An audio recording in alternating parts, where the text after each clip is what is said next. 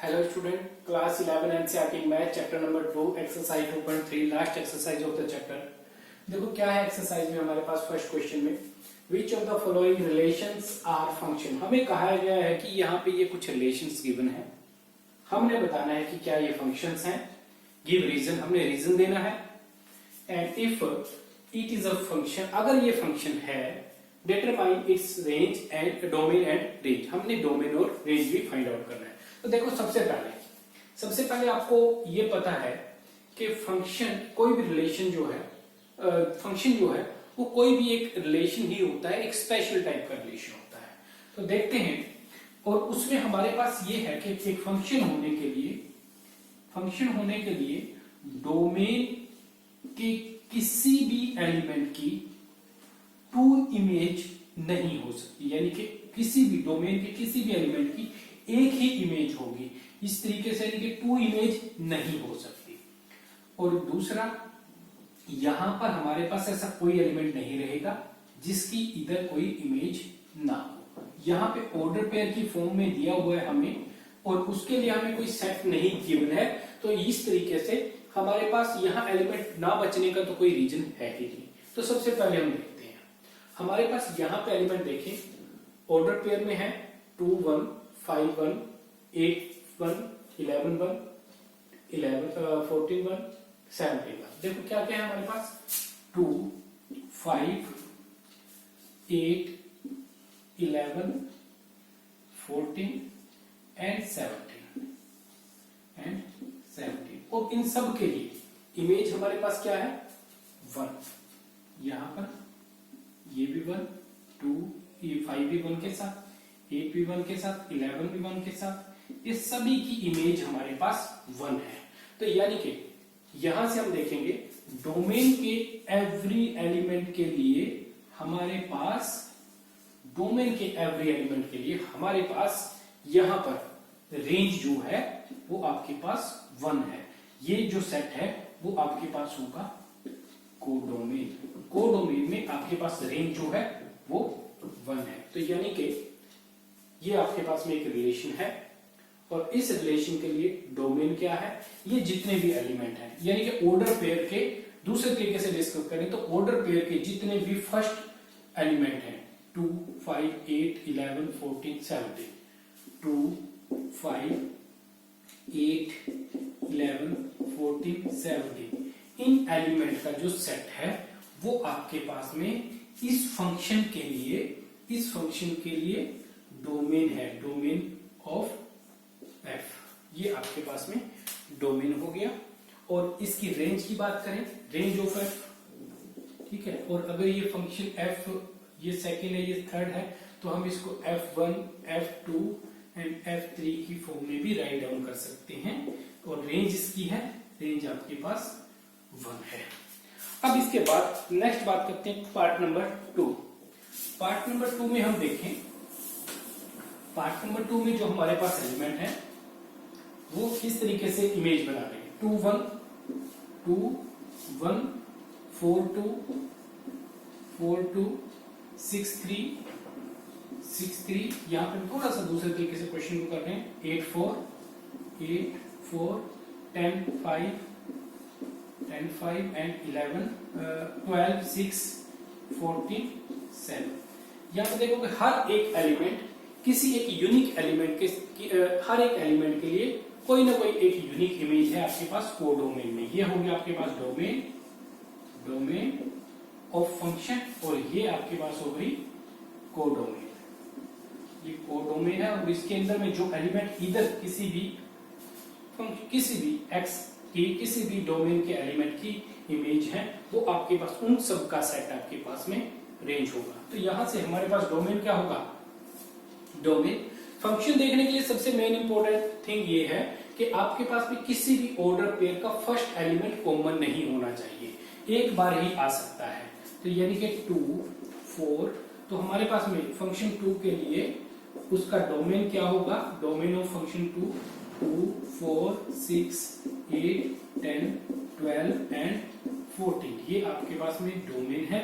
और रेंज की बात करें, range of f2 is equal to that is 1 2 1 2 3, 4, 5, 6 and 7, ये आपके पास में रेंज होगी। अब इसके बाद में लास्ट पार्ट डिस्कस करते हैं। उससे पहले हम ऑर्डर पेयर देखते हैं, क्या क्या ऑर्डर पेयर हमारे पास गिवन है। हमें गिवन है 1, 3, 1, 5, 2, 5। हमने अभी डिस्कस किया था फंक्शन के लिए किसी भी फंक्शन में ऑर्डर पेयर का फर्स्ट एलिमेंट कॉमन नहीं हो सकता।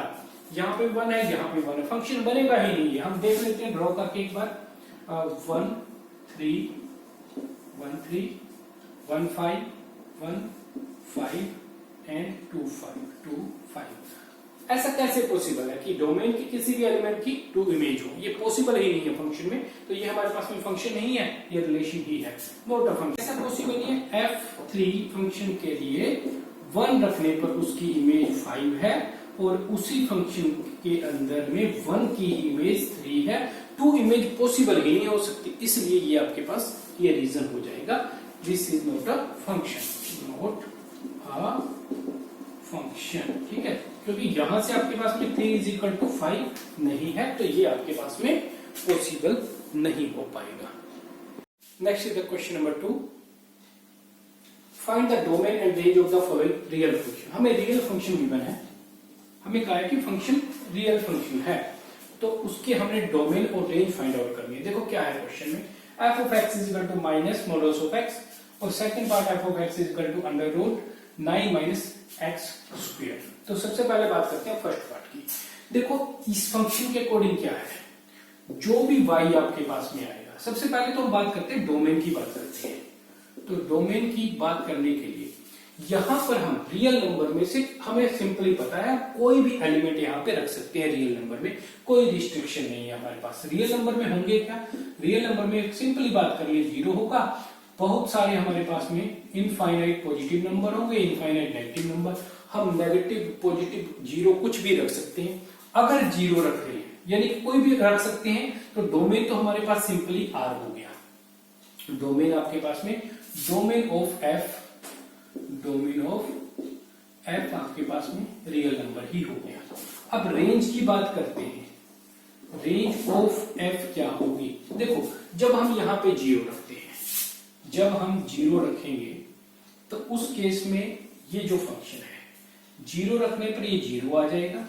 ठीक है, तो 0 आ गया हमारे पास में। उसके बाद अगर हम यहां पर पॉजिटिव x रखते हैं, पॉजिटिव x रखने पर आपके पास में मॉडुलस ऑफ x जो है ये वैल्यू आएगी x, और इस x के साथ में यहां पे मॉडुलस के साथ में बाहर माइनस लगाया हुआ है, तो इस वैल्यू के साथ माइनस लगा दो, यानी कि वो वैल्यू आपके पास होगी नेगेटिव x। नेगेटिव वाली वैल्यू आ सकती है डोमेन रेंज में। और क्या है, अगर हम यहां पे नेगेटिव वैल्यू रखते हैं, तो नेगेटिव वैल्यू रखने पर आपके पास ये आपको पॉजिटिव वैल्यू ही देगा, क्योंकि मॉडुलस फंक्शन है, पॉजिटिव वैल्यू देगा। फिर इस फंक्शन के जो यहाँ पे डिफाइन किया हुआ है इसके अकॉर्डिंग माइनस मॉडुलस ऑफ, यहाँ पे नेगेटिव वैल्यू रखी तो ये पॉजिटिव बन गया फिर भी, और उसके बाद में ये नेगेटिव था तो नेगेटिव लगाया, फिर भी नेगेटिव वैल्यू आ रही है। तो यानी कि ये आपके पास में क्या होगी, इसकी रेंज क्या होगी, रेंज हमारे पास होगी नेगेटिव इंफिनिटी टू 0, और 0 भी इंक्लूड है, तो इस तरीके से हम इसको रिप्रेजेंट कर सकते हैं। तो ये आपके पास में रेंज हो गई फंक्शन की। इसके बाद में डिस्कस करते हैं सेकंड पार्ट। देखते हैं सेकंड पार्ट में क्या है। एक फंक्शन है f of x equal to under root 9 minus x square. तो इस फंक्शन को समझने से, इस क्वेश्चन को समझने से पहले आपको एक चीज समझनी होगी। अगर हमारे पास में, क्योंकि ये एक फंक्शन है, फंक्शन में हमारे पास क्या होता है, किसी भी वन एलिमेंट के लिए डोमेन के किसी भी एक सिंगल एलिमेंट के लिए कभी भी हमारे पास में 2 इमेजेस नहीं हो सकती, यानी कि कोडोमेन में आपके पास 2 इमेजेस नहीं हो सकती, ऐसा कभी पॉसिबल नहीं है। और ये हम फंक्शन कर रहे हैं, तो फंक्शन में एक बात आपको समझनी होगी। अगर आपके पास ये गिवन है x square is equal to 9, तो उस केस में जब आप इसको सिंप्लीफाई करोगे आपके पास आएगा x is equal two plus minus 3। हालांकि वो ये तरीका हो सकता है कि आपने कैसे सिंप्लीफाई किया, आपने ऐसे सिंप्लीफाई किया है x इज इक्वल टू √9, तो उसके according x is equal to ±3। वो कब? जब आपके पास ये गिवन था, उस अकॉर्डिंग आपके पास वैल्यू आएगी +-3। लेकिन अगर आपके पास फंक्शन में डिफाइन किस अकॉर्डिंग है, अगर आपके पास इस तरीके से डिफाइन है y इज इक्वल टू √9, तो उस केस में जब आप इसको सिंप्लीफाई करोगे आपके पास +-3 नहीं, आपके पास सिर्फ और सिर्फ +3 ही आएगा। ये आपको ध्यान में रखना होगा, क्योंकि अगर यहां पे 2 वैल्यू आती है तो उसका मतलब होता है इस तरीके से, और ये फंक्शन पॉसिबल ही नहीं हो पाएगा। तो आपको ये चीज माइंड में रखनी होगी। इस क्वेश्चन में हमारे पास यही कंसेप्ट यूज होगा। तो देखते हैं क्या है हमारे पास क्वेश्चन में। क्वेश्चन है f(x) is equal to √9 - x²। तो सबसे पहले हम बात करें डोमेन क्या होगा। डोमेन फाइंड आउट करने के लिए देखो फंक्शन किस अकॉर्डिंग डिफाइन है। फंक्शन हमारे पास है, तो यहां से हम बात करें फंक्शन इज डिफाइन इफ, कब डिफाइन होगा फंक्शन? अगर हमारे पास में 9 - √x², ये वाली जो वैल्यू है, देखो आपको पता है अंडर रूट के अंदर में जो कोई भी वैल्यू होती है, अगर वो वैल्यू नेगेटिव हो तो हमारे पास जो सोल्व होके आएगा वो एक इमेजिनरी नंबर आता है, और इमेजिनरी नंबर, लेकिन ये फंक्शन हमारे पास में रियल नंबर का है, तो यानी कि वो वैल्यू नहीं हो सकती। यानी कि 9 - x² आपके पास इसके अंदर में ये वैल्यू आपके पास, ये वाली वैल्यू ग्रेटर देन और इक्वल टू 0 होनी चाहिए, यानी कि नेगेटिव नहीं हो सकती। तो function is define if 9 - x², ये जो वैल्यू है, इज ग्रेटर देन और इक्वल टू 0 होगी, तभी ये फंक्शन डिफाइन होगा। अगर ऐसा होगा तो अब हमारे पास वहीं से डोमेन फाइंड आउट होगा। तो ये आपके पास है 9 - x² इज ग्रेटर देन और इक्वल टू 0। तो यहां से हमने क्या किया, इनइक्वालिटी है, ये इक्वल में नहीं है, इनइक्वालिटी है, तो हम यहां से अप्लाई करते हैं। हमने यहां से x की वैल्यू निकालनी है, तो उसके लिए हमने क्या किया, हमने दोनों साइड में 9 ऐड कर दिया। 9 हमने सब्ट्रैक्ट किया दोनों साइड से, 9 - x², यहां पे 9 सब्ट्रैक्ट किया, और इधर भी हमने -9 सब्ट्रैक्ट कर दिया, 0 - 9 सब्ट्रैक्ट कर दिया। तो ये हो गया हमारे पास -9, ये इसके साथ कैंसिल, आपके पास आ गया -x² इज ग्रेटर देन और इक्वल टू -9। अब जब हम यहां से दोनों वैल्यू को देखो, अगर हमारे पास है 4 is greater then 5, 4 is less than 5, इस तरीके से अगर मैं दोनों वैल्यू को नेगेटिव कर दूं तो क्या होगा, मेरे पास ये साइन जो है चेंज हो जाएगा, ये वाली वैल्यू ग्रेटर हो गई, ये वाली वैल्यू स्मॉल हो जाएगी। तो यहां पे भी वही होगा, मैंने इसको भी माइनस से मल्टीप्लाई कर दिया, इसको भी माइनस से मल्टीप्लाई कर दिया, और दोनों को मल्टीप्लाई करने के बाद मेरे पास बना x² और ये बना 9, और ये जो साइन है अपोजिट हो गया। तो अब यहां से हमने बात करनी है x की क्या वैल्यू हो सकती है। तो यहां से इनइक्वालिटी के बेस पर हम इक्वल वाला केस लेके चले, तो हमारे पास x² is greater than x² is equal to 9, तो वहां से x is equal to +-3 value आ रही है। तो यानी कि इसका कहने का मतलब ये है, ये नंबर लाइन की बात करें, ये -3 है, ये 3 है, या कहीं पे बीच में 0 भी आएगा। तो 3 डिवीजन बने हमारे पास में, एक तो इधर की वैल्यू यानी कि -3 से पहले इधर इंफिनिटी तक, और एक इधर 3 से आगे यहाँ पे इंफिनिटी तक, और एक ये बीच का पार्ट बना। यानी कि यहां पर आपके पास x की वैल्यू इसके बीच में लाई करेगी। अगर वैल्यू हम इधर से लेते हैं तो कोई भी अगर नेगेटिव वैल्यू हमारे पास है, लेट अस 4 है, तो 4 का स्क्वायर आपके पास में 16 हो गया, और वो वैल्यू आपके पास में 9 से ग्रेटर हो जाएगी। लेकिन x² क्या है, स्मॉलर देन और इक्वल टू 9 है हमारे पास यहाँ पे। तो इस तरीके से हमारे पास जो इसके लिए डोमेन आएगा, domain of function, domain of f, वो क्या आ गया आपके पास, वो आपके पास आ रहा है -3 to 3, और ये दोनों वैल्यू भी इंक्लूड होंगे। ठीक है, अब इसके बाद हमने देखना है,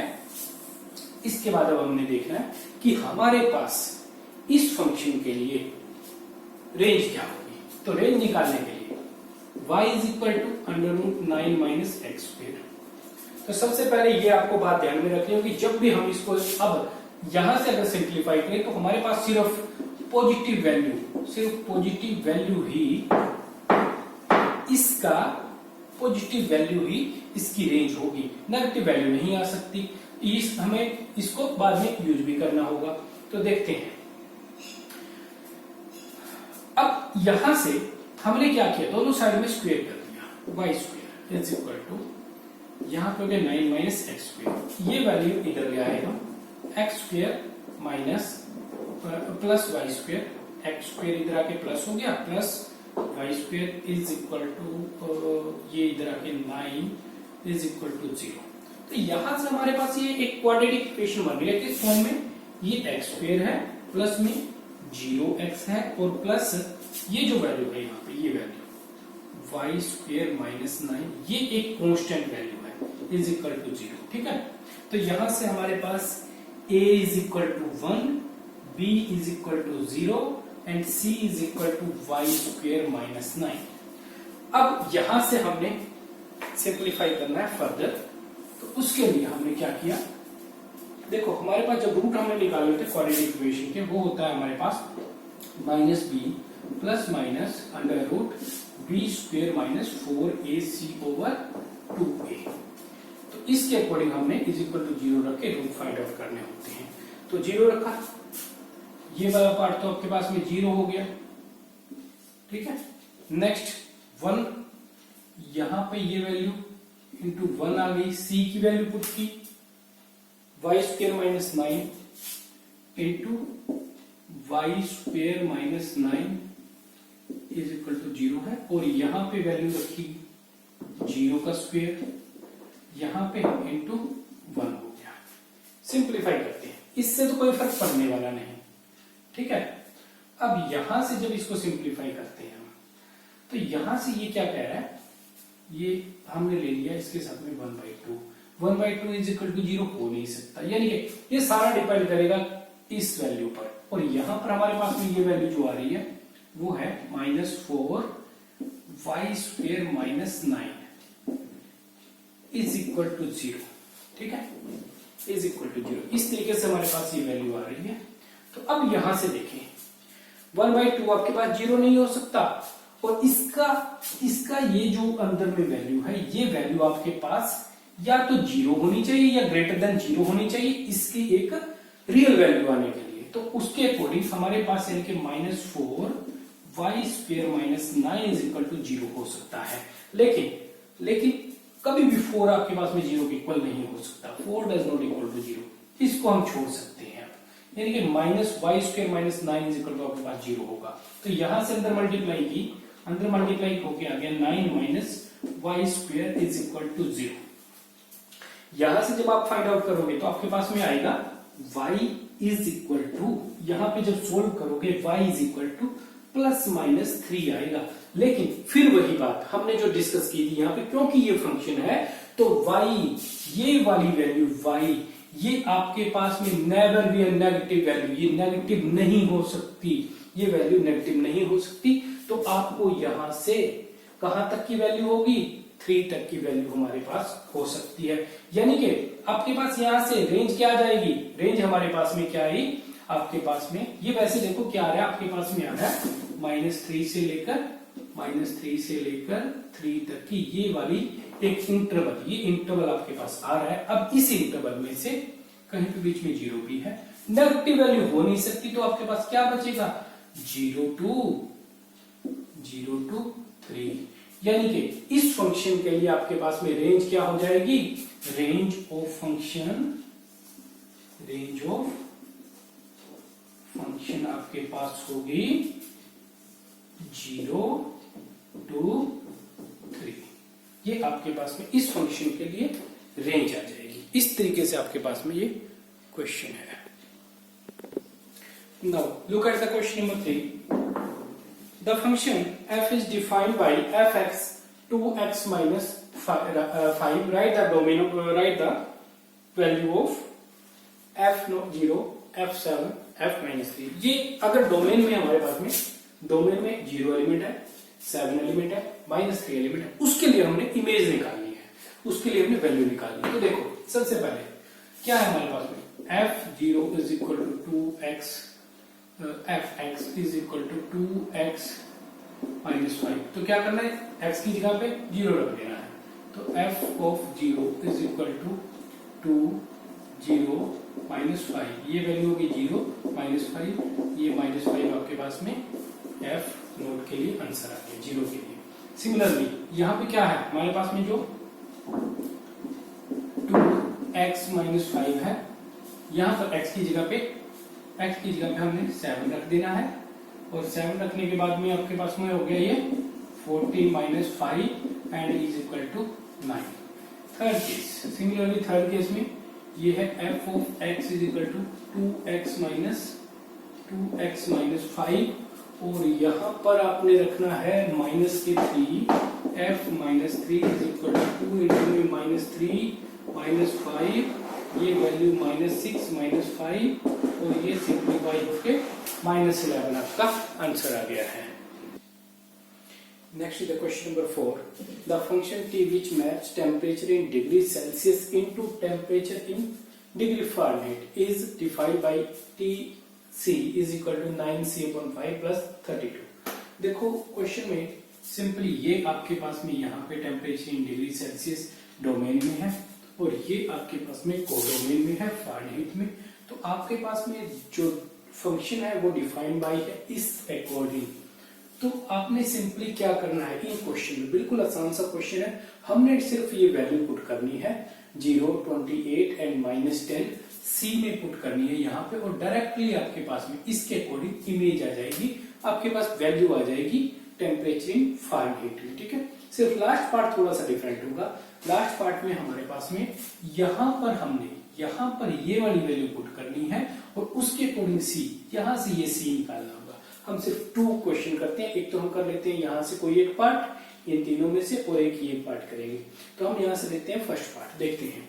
तो हमने किया t0 इज इक्वल टू 0 रखा हमने यहाँ पे, तो यहाँ पे भी 0 हो जाएगा, तो ये हो जाएगा 0/5 प्लस 32, यानी कि t0 पे आपकी वैल्यू होगी 32। अगर आपके पास 28 होता तो 28 की मल्टीप्लाई होती 9 के साथ, फिर 5 से डिवाइड होता, जो भी वैल्यू आती वो इसमें हम ऐड करते, उस तरीके से वैल्यू निकल आती। बात करते हैं पार्ट नंबर 4 की। द वैल्यू ऑफ सी की वैल्यू फाइंड आउट करनी है when Tc is equal to 212। तो ये वैल्यू आपके पास 212 के इक्वल है, यानी कि 212 इज इक्वल टू क्या है, वो है 9c/5 एंड प्लस 32। तो सबसे पहले 32 को इधर लाके हम माइनस कर सकते हैं, तो 212 minus 32 is equal to 9c/5। ये वैल्यू आपके पास माइनस होके 180 बचा, 9c/5। ये 9c जो 9/5 है c से मल्टीप्लाई में है, इधर आपके पास नेक्स्ट स्टेप में आपके पास मल्टीप्लाई में हो जाएगा यहाँ पर, यानी कि अपोजिट रेसिप्रोकल हो जाएगा। तो उसके अकॉर्डिंग कैंसर 20, ये आपके पास में वैल्यू आ गई c इज इक्वल टू 100, और ये आपके पास में c जो है 100 डिग्री सेल्सियस में आपके पास में आंसर आ गया है। Now the last part of the exercise 2.5 exercise का last question, find the range of each of the following function. ये फंक्शन हमें गिवन है, हमें इनकी रेंज फाइंड आउट करनी है, डोमेन नहीं फाइंड आउट करना। तो देखते हैं रेंज क्या होगी। तो सबसे पहले हमारे पास यहाँ पे fx is equal to 2 minus 3x, x belong to real number and x is greater than 0, equal भी नहीं है, ग्रेटर देन है 0 से। तो हमें ये क्वेश्चन को यहीं से शुरू करना पड़ेगा। कंडीशन जो हमें गिवन है x इज इक्वल टू 0, ठीक है, ये हमें गिवन है। तो हमें ये भी ध्यान रखना होगा कि fx डिफाइंड बाय है function is equal to 2 minus 3x से। एक बार ये मेंशन कर देते हैं, x belong to real number है and x is greater than 0, ठीक है। तो हमें पता है else x is greater than 0 होना चाहिए, कंडीशन होनी चाहिए। हम यहीं से फंक्शन बना ये वाली कंडीशन लेकर आते हैं। तो उसके लिए हमने क्या किया, सबसे पहले इस फंक्शन को हमने 3 से मल्टीप्लाई किया। ये जो x है, इस इनइक्वालिटी को दोनों साइड 3 से मल्टीप्लाई किया, 3x इंटू 3 इंटू 0, यानी कि ये फिर भी 0 ही रहेगा। ठीक है, फिर नेक्स्ट स्टेप में हमने दोनों को नेगेटिव कर दिया, इधर भी ये नेगेटिव कर दिया और इधर भी 0 को नेगेटिव करने पर फिर भी वो 0 ही रहेगा। तो यानी कि इस केस में जब नेगेटिव तो कर दिया, हमारे पास में ये साइन अपोजिट हो जाता है, ये साइन अपोजिट हो गया हमारे पास में। अब इसके बाद नेक्स्ट केस में आपने इसमें 2 ऐड कर दिया, हमने इसमें 2 ऐड किया और इधर भी 2 ऐड किया। ठीक है, तो वो 2 ऐड करने पर, वो चाहे आप पहले करो या बाद में करो, उससे कोई फर्क पड़ने वाला नहीं है। तो ये हो गया 2 माइनस 3x और ये आपके पास यहाँ पे वैल्यू आ गई 2। तो यानी कि आपके पास यहाँ पर कोई भी x हम रखें, रियल नंबर में से कोई भी अगर x हम रखते हैं तो उसके लिए देखो यहीं से साफ पता लग रहा है वैसे ही 2 माइनस 3x कि कोई भी आप x रख लो, वो वैल्यू आपके पास जो भी यहाँ पे ये वैल्यू बनेगी वो 2 में से माइनस होकर आएगी, यानी कि वो वैल्यू हमेशा ही 2 से तो स्मॉल ही रहेगी।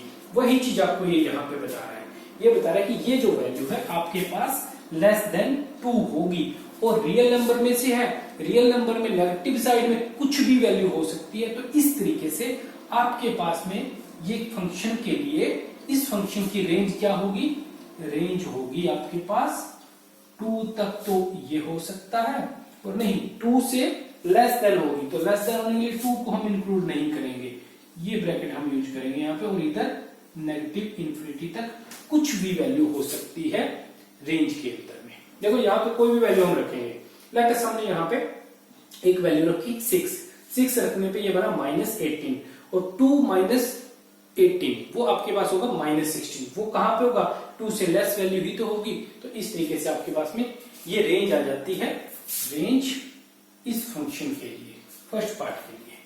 तो अब इसके बाद में देखते हैं हम सेकंड पार्ट में आपके पास में जो फंक्शन गिवन है that is f(x) is equal to x square plus 2। कहा है कि x is a real number और कोई कंडीशन नहीं गिवन है, सिर्फ x is a real number. तो आप कोई भी रियल नंबर रखा, यहां से कोई भी रियल नंबर किस टाइप का आपके पास हो सकता है, पॉजिटिव, 0 या नेगेटिव, कुछ भी आपने रखा। जब भी आप यहाँ पे देखो x में कोई भी आप अगर 0 रखोगे तो ये 0 हो जाएगा, 0 प्लस 2 आ गया उसके इसमें। अगर हम यहाँ पे नेगेटिव रखें कुछ भी, तो नेगेटिव नंबर का स्क्वायर हमेशा पॉजिटिव नंबर ही होगा। तो पॉजिटिव प्लस 2 यानी कि ये वाली वैल्यू जो है आपके पास में वो 2 से ग्रेटर आने वाली है, 2 से ग्रेटर वैल्यू आने वाली है। और अगर आप यहाँ पे पॉजिटिव वैल्यू रखते हो, पॉजिटिव का स्क्वायर प्लस 2, फिर भी वो वैल्यू 2 से ग्रेटर ही आएगी। यानी कि किसी भी कंडीशन में आप कोई भी वैल्यू रखो तो उस केस में भी for any real number, domain में कोई भी रियल नंबर के लिए, तो आपके पास रेंज जो होगी, range of f of x, इस फंक्शन की range of function is equal to, वो आपके पास 2 से तो 2, अगर 0 है तो उसके इसमें 2 आ रहा है, तो यानी कि 2 भी इंक्लूड है, 2 से लेकर पॉजिटिव इंफिनिटी तक कुछ भी वैल्यू आपके पास हो सकती है। ये आपके पास था सेकंड पार्ट। इसके बाद बात कर रहे हैं थर्ड पार्ट की। f ऑफ x रखने पर वो x ही आ रहा है, जो वैल्यू रख रहे हैं वो ही वैल्यू आ रही है। सब कुछ तो पॉसिबल है, यहाँ पे अगर 0 रखा तो 0 आना चाहिए, कोई भी नेगेटिव वैल्यू रखी, वो x रखा तो वो x ही आ रहा है, वो नेगेटिव वैल्यू ही आएगी, पॉजिटिव रखा वो पॉजिटिव वैल्यू ही आएगी। तो इस अकॉर्डिंग हम बात करें तो इसके लिए रेंज क्या होगी, range of f is equal to real number, वो पूरा का पूरा रियल नंबर में से कुछ भी उठा के रख दो वो वही तो आएगा, यानी कि ये आपके पास में रेंज हो गई।